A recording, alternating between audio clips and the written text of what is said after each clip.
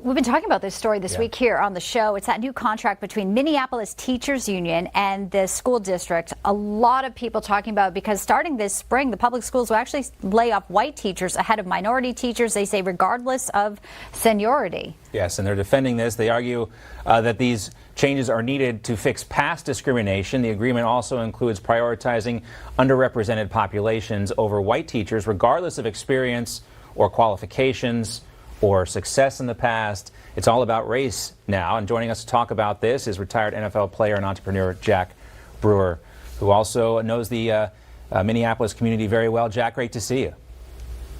Great to be back with you, John.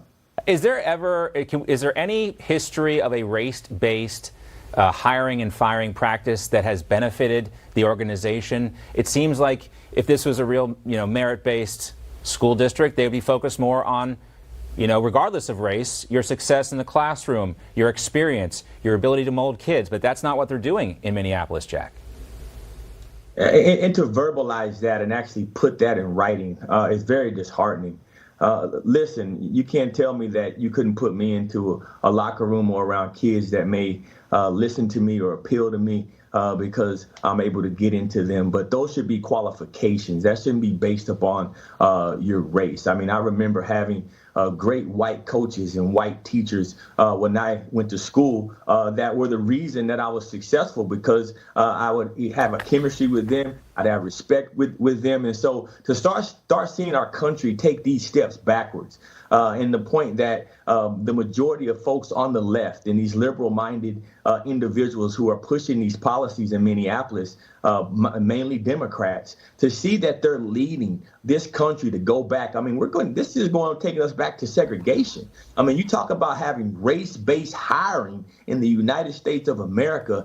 It's unconscionable. I mean, I can't even believe that this is happening right now in 2022. And I tell you what, it's going to be dangerous for our entire country, because they're setting a precedent that you'll see start to happen around the country. And that's just gonna destroy the hearts and minds of these young black kids. These young black kids are going to be the ones who are suffering and hurting the most, because they're not gonna have the most qualified people teaching them.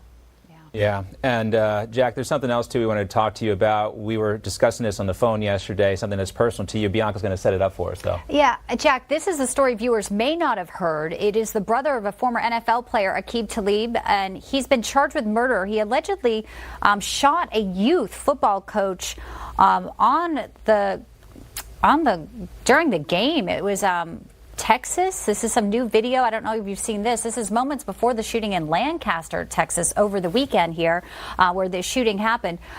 Witnesses say Aqib Talib was the one who started the brawl because he was upset about the refs. Clearly, very disturbing story here. We got kids fighting in gunfights, Jack, at youth football games. What is going on? Our country right now, particularly black men in our country, this is a crisis. I tell you what, it's disheartening for me to see former NFL veterans like this, and the brother who I believe also played ball. He killed a man who was a former college fullback. These kids are out here playing football at 9 years old. These men are supposed to be building these young boys into strong men, and now a 9-year-old had to watch his father get shot on a football field. It's disgusting. And you talk about Black Lives Matter. That's all you hear about. You saw people bum rushing stores, burning down our cities, and saying Black Lives Matter. But then you look out there and you see a bunch of black men that are supposed to be raising these black kids to be respectable American men, and they're out there shooting at each other on a sports field, a youth sports field. This is disgusting. And I got a message for black men across America. We got to do better than this. We got to hold each other more accountable than this. This is disgusting. We're the stain on this country.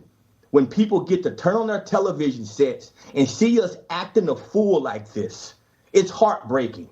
We worked too hard. You got too many great black fathers out there doing the right things for us to have a few people going out there staining our entire reputations. Why do you think police officers are scared when we come up to their cars or say something to them? Look how we act. 44 people shot in Chicago this last weekend, all black.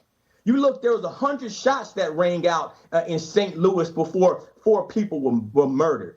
3 weeks ago, my cousin was killed in cold blood at 25 years old in the streets. 5 weeks ago, two black guys walked into the barbershop next to my youth center and shot my barber in his face. This has to end, man. Enough is enough. Black men, we got to rise up, man, because right now we are holding this country down, and we're keeping our kids away from pursuing the American dream.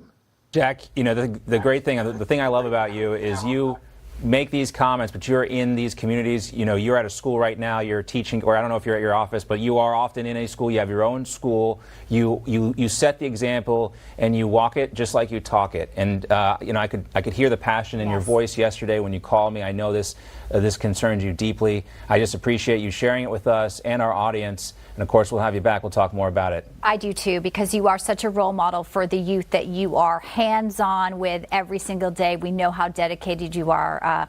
Jack Brewer, everybody, really an example of what's right in this world here. You are, and it's just really nice to have you here to share your thoughts. The world needs more Jack Brewers. There is no question about that. We love you, Jack. Great to see you. God bless you, brother. Thank you.